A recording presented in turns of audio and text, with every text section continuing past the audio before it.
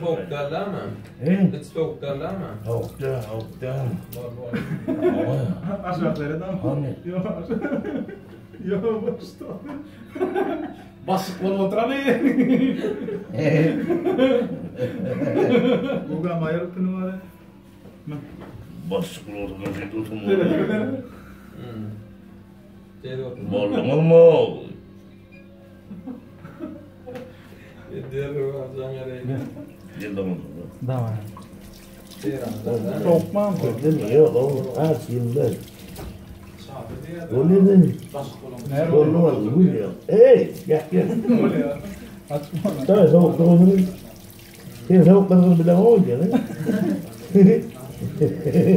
Gül ya. Var. Yerin ayı olacak. Orada yerine öyle yükterecek. Ya doğru. Basıyor ne? Vah karada Allah'ım. Tamam. Doğru açtım. Bollu mamlı bollu.